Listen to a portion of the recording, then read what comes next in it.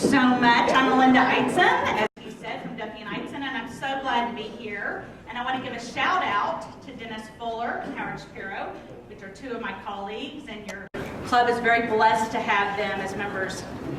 And we're glad to be here. We are talking today. That's not what you said last week. I always have a case with Howard, and we're always very nice to each other. Except when we're not. But we are here today to talk about how to have a happy marriage. So we're not talking about how to stay married but be miserable, because that's easy. And a lot of people do that. We're talking about how to be married and be happy. So I had a client named Janet, and that's not really her name. We're protecting them by changing their names. But I had a client named Janet, and her husband was Jack, and Jack was a very bad man. And Jack came home in the middle of the night drunk, and Janet was pregnant, and he knew it, and he picked her up and threw her across the room.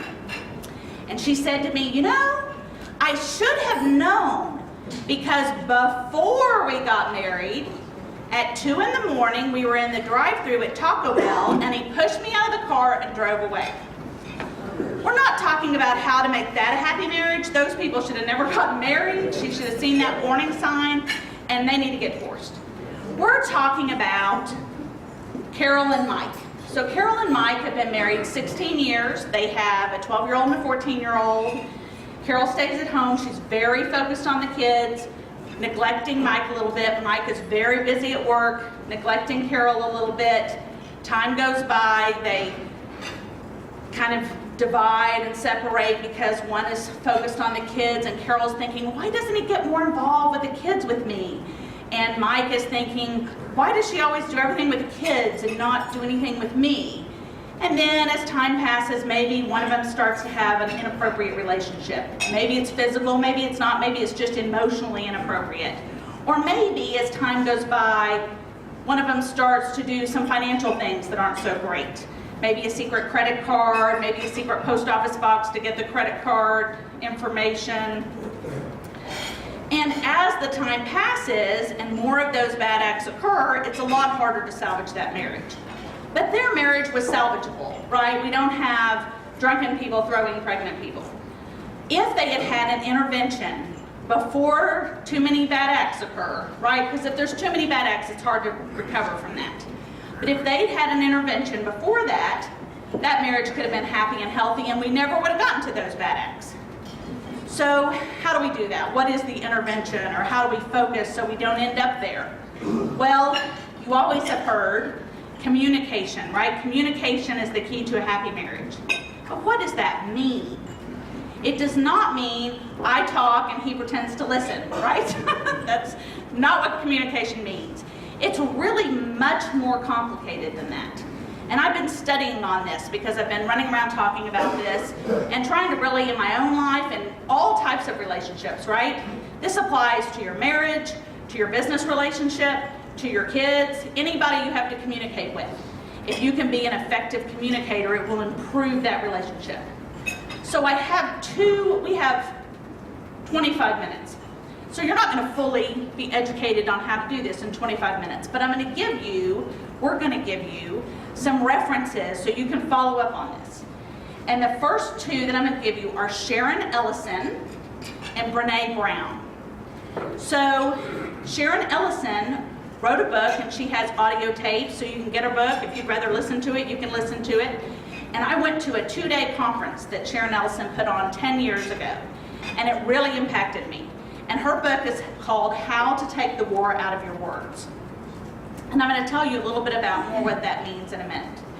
Then Brene Brown. Has anybody heard of Brene Brown? Familiar with her? Oh, good. So are y'all familiar with TED Talks that you can watch online? Okay, well, if you don't know about the TED Talks, it's TED, all capitalized. They're awesome, and they're like 10 or 20 minutes of somebody renowned in their field gives a TED Talk. So Brene Brown, I discovered her on the TED Talks, and she is a social worker by education, PhD in social work. And she has studied the soft science of relationships. And she was trying to figure out, why do some people connect better than other people, right? She spent 6 years researching this. And her conclusion is that human connection's the key, right? That's what we need. And if you connect well, you're going to have a happy marriage. If you can't connect, then the rest doesn't mean anything. So she was trying to figure out how do we have that? How do we have a good connection, right? And she ended up in her research identifying kind of two groups. One, Brene Brown calls the wholehearted, and that's the group that knows how to connect. And then one, I'm just going to call the disconnected, right? They can't connect well. So the wholehearted, then she's like, okay, so I've identified this group. What do they do differently than the rest of us? Well, the bottom line is they are vulnerable. That sounds horrible, right? Vulnerable sounds scary. I mean, we all have something that we don't really want to show the world. If they knew this, they wouldn't want to be my friend. If they knew this, they wouldn't want to hire me if they knew that. So we all have fear, and that's why maybe we're not completely vulnerable. It doesn't even sound fun to be vulnerable. So she starts to tell us, what do we do? How are we vulnerable so that we can be connected? And she identified that the vulnerable group, the wholehearted group, they accept themselves as imperfect. Now that's hard, right? Because we all think, oh, maybe I'm not thin enough, or pretty enough, or rich enough, or smart enough, or enough, and people take fat out of their bottoms and put it in their lips and do all that crazy stuff, right? Because they don't think they're enough.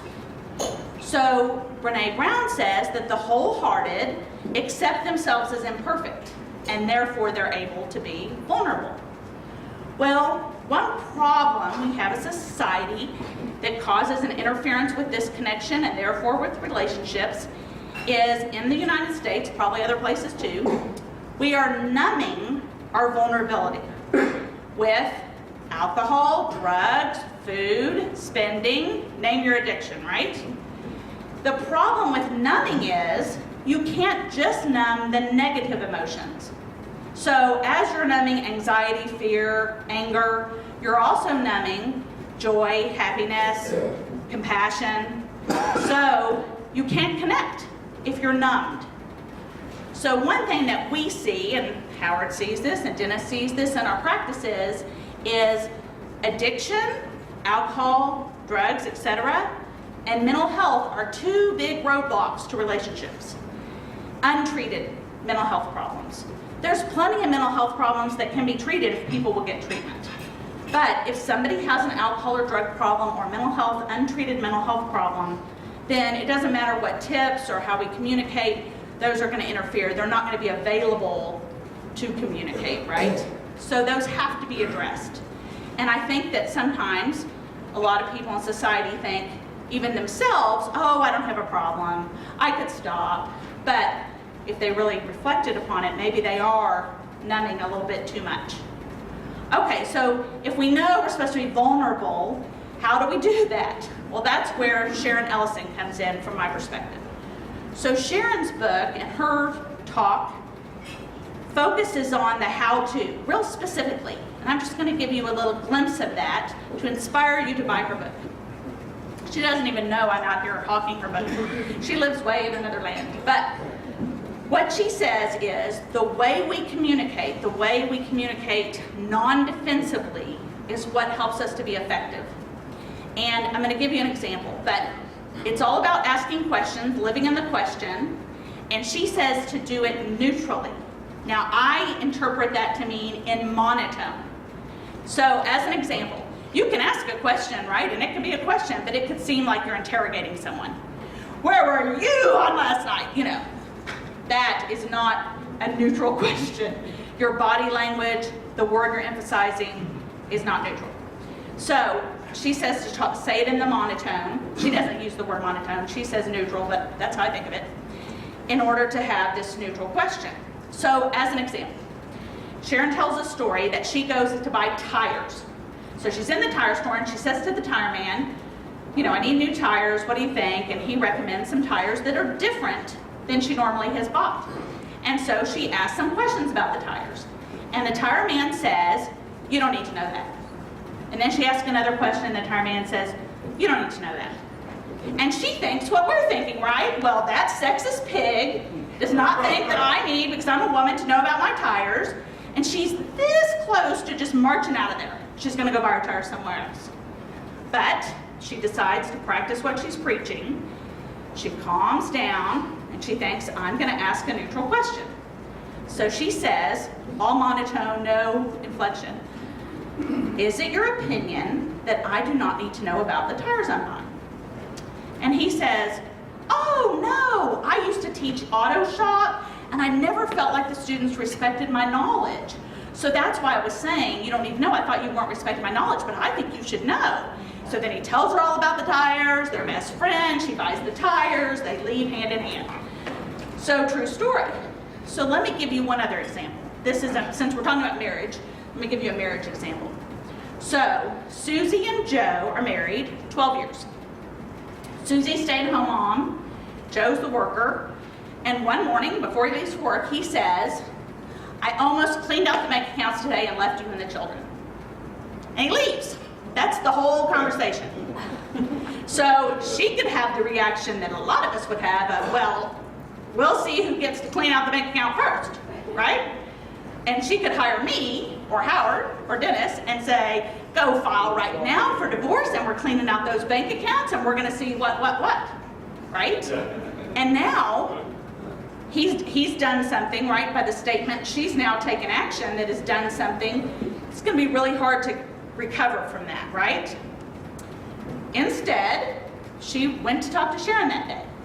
And Sharon and her, after many hours of calming down, came up with a neutral question. So she went back to Joe and said, Joe, why did you feel like you had to take the money and leave us? Like all flat like that. And they ended up having the best conversation they'd had for 12 years. He hated his job.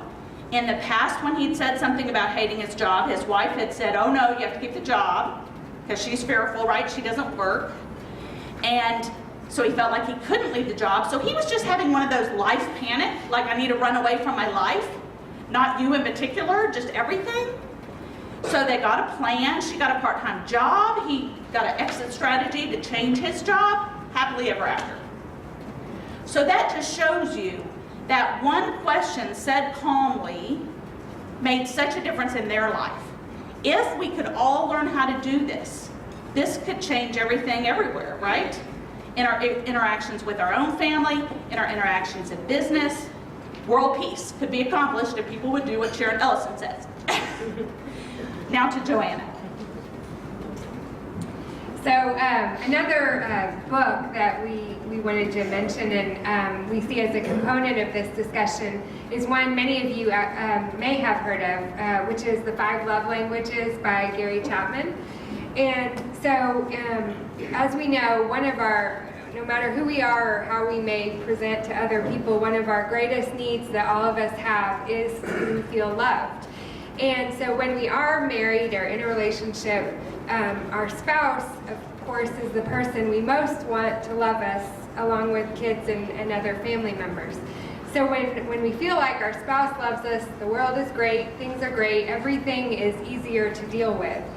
When we don't feel like our spouse or those important people in our lives love us, things get a lot harder.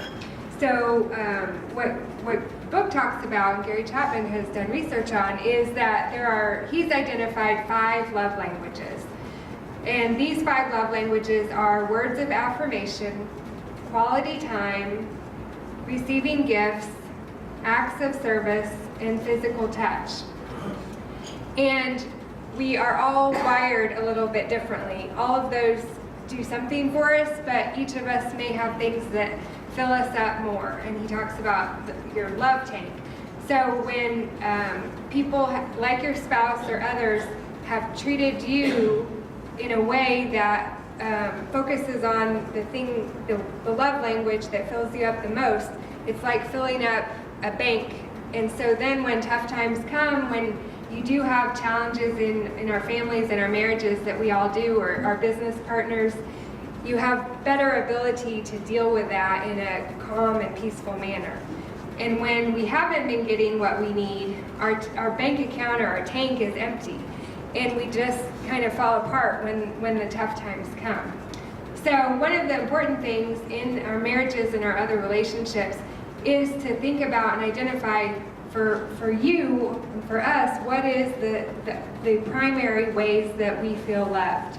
And you can do that by thinking about what makes you feel the best, or what you may complain to your spouse about them not doing or asking them to do. So it could be, we never get to spend any time one-on-one together. We're always doing stuff with the kids and the family and friends, but I just really want to go away for the weekend and have one-on-one time. Or it could be acts of service. So for some people, it may be that if their husband or wife does things, whether it be the dishes, taking out the trash, mowing the yard, or picking up the dry cleaning, that really makes them feel loved. And so forth through the other ones. Receiving gifts. For some people, receiving gifts is the greatest thing in the world. For other people, and that's not one of mine, I could care less about receiving gifts. There's some of the others that are much more important to me.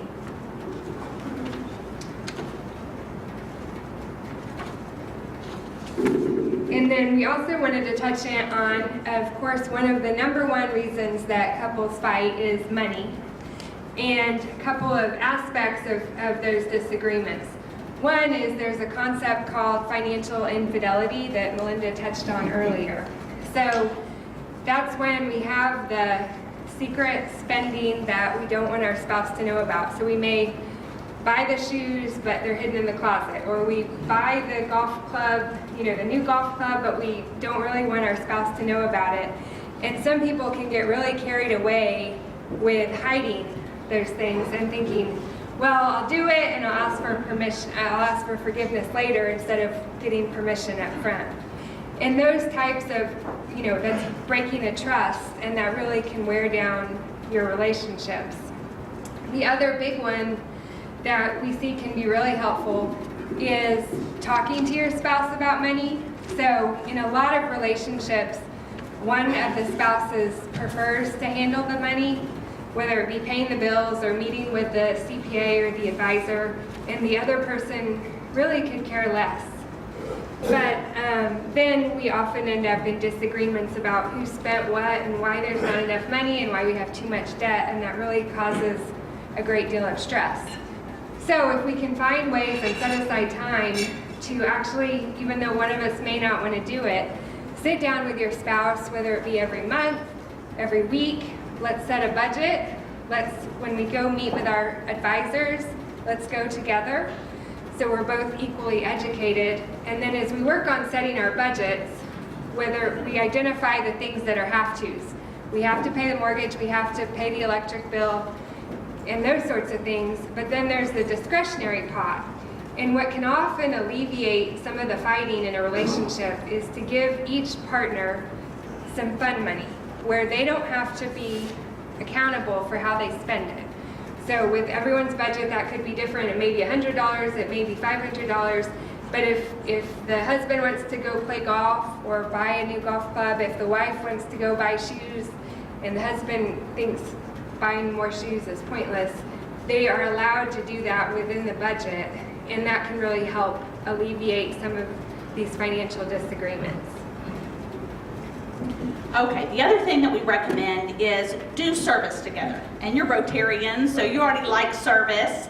I have divorced a lot of people. So I'm in my 20th year, and I'm a do-gooder too, and I've been active in the Boy Scouts, and I divorced a bunch of people in the Boy Scouts, and active at my church. I divorced a lot of people at my church, including my preacher.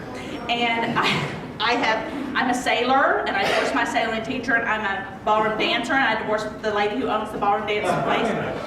And at the school, I divorced employees of the school and parents of the school, but you're not going to get divorced just because you're in the room with me. But I will tell you my observation about that is, the people in the Boy Scouts who you see one parent always involved and you've never seen the other parent. And you think, what's up with that? They're the ones that get divorced. So do service together. It doesn't mean you always have to be together, right? And there were parents who one was kind of the primary volunteer, but we occasionally at least saw the other one. So do service together, because when you're doing service, it takes you out of yourself, right? and you see other people's problems and yours aren't as bad, right? And you feel better, you get a lot of blessings when you're doing service for other people. And on our goal to be vulnerable, now that we know that's what we need to do, I'm going to talk about prayer. Since y'all said a prayer, I think it's open ground. If you pray with your spouse at night, and my husband and I pray every night together and we take turns, so every other night it's like, it's my turn, your turn, whatever. If you pray together out loud, when are you going to be more vulnerable than when you're talking to the Lord? So you're going to hear them at their most vulnerable, and vice versa when you pray together. So that's a good way to practice the vulnerability and to get a little glimpse of what's going on with the other person. So now that I've already talked about religion, I'm going to talk about another subject that is a little out there, sex. People come into my office and they say, oh my goodness, I am shocked and amazed that I'm getting divorced. And then later they tell me, but we haven't had sex in 5 years. You should not be shocked and amazed if you have not had sex for 5 years.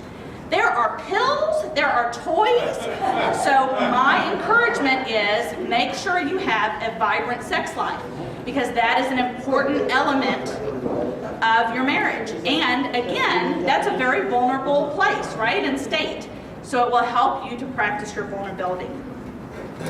I also want to give you a couple of warnings. Sometimes the inappropriate relationships sneak up on us. And it might be you that it's sneaking up on, or you see that it's sneaking up on your spouse. Don't be like, I trust them. I'm not going to worry that she's texting 500 times with her personal trainer. Don't do that. That is not appropriate, right? So if you're texting more with another adult than your spouse, it's probably not good. So be aware of that, be attuned to that. And what happens is they start as, we're volunteering together with this other person, and that's how it starts, right? You're doing good with the other person. Or it is the personal trainer. It is often the personal trainer. Beware the personal trainers. Or it's the tennis coach or whatever, right? So it starts as an innocent relationship and friendship, and it seems good. I've had them where they're volunteering at church together, and then they just get a little too happy volunteering. So put a stop to those for yourself. If you start to think, ooh, this is getting weird, cut it off. Be disciplined in that for protect your marriage and to protect their marriage. And if you see it with your spouse, say, hey, I don't like this. It doesn't mean you're trying to control their life. You're trying to protect your marriage. So you can say it not as a demand. I demand you never text with that person again. You can use Sharon Ellison's practices and say in a very neutral way, I'm concerned that this level of communication is not healthy for our marriage. And so you're not saying demand anything, you're hoping they will then conclude that it is not a healthy endeavor. I also recommend that periodically you go to counseling. And if you don't like the word counseling, we have coaches for everything now, right? So you can have a marriage coach. We would think nothing of getting a checkup for our physical body. And we think nothing of getting a checkup for our teeth, right? We go to the dentist. We don't even have a tooth pain. We just believe you should go. We go get a physical. Same thing for your marriage. So no one teaches us growing up how to have a healthy marriage. We all had examples of our parents, which were other humans that are flawed, right? So we need to have a little checkup. And if you establish a relationship with a marriage coach, then you have someone in place that you can go to when you do hit a little bump. So a little bump might be all that texting with a personal trainer. And then you could say, well, let's go talk to the marriage coach about that. And the marriage coach could coach you on communication. So don't wait until somebody's had an affair and somebody's had a secret credit card, because it is really hard to pull it back from that spot. It's really hard to build back that trust. Catch it earlier, and then you can have not just a miserable marriage, but a happy marriage. So, are we out of time? Just about? Can I open it up to questions or comments? We always get good comments and suggestions from the audience of things that have been successful in your marriage. Questions or comments? Yes, sir. I think that's the first part where y'all like a team and y'all go around and sir. So Joanna and I wrote a book together. And our book is called Considering Divorce, Critical Things You Need to Know. And we have some here for free should your friend or neighbor need the book.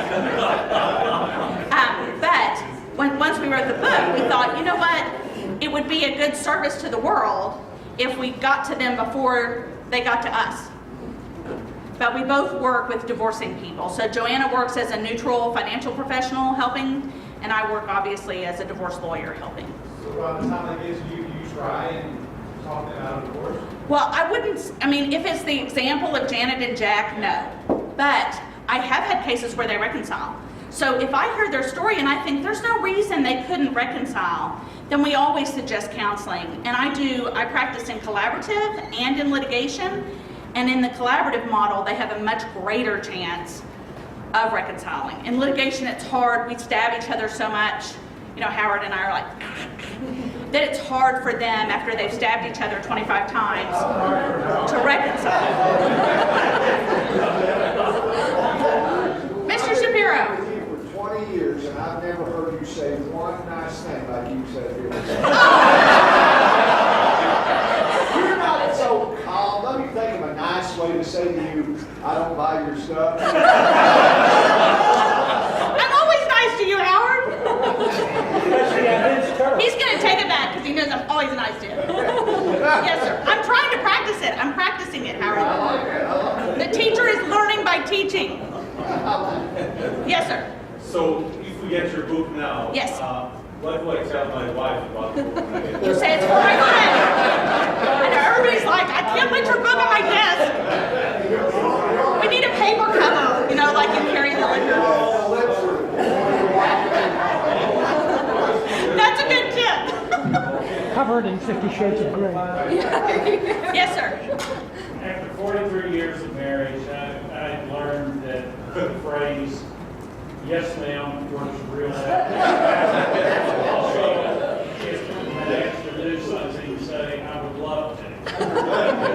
I think that is a good start to your communication. You might be on the miserable side if you hate doing it, but you will stay married that way. I don't know if it'll be happily. Okay, anybody else? Thank you all.